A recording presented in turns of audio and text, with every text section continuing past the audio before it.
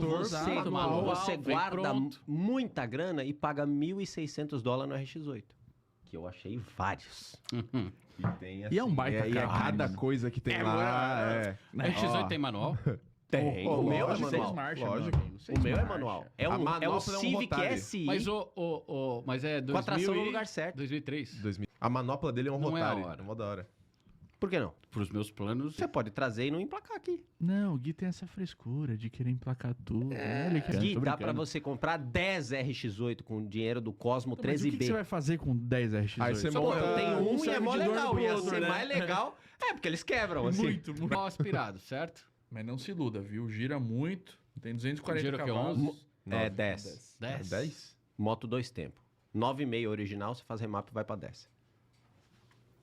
O problema é carbonizar a saída ali, né? Não é um problema, isso é a solução pros mecânicos.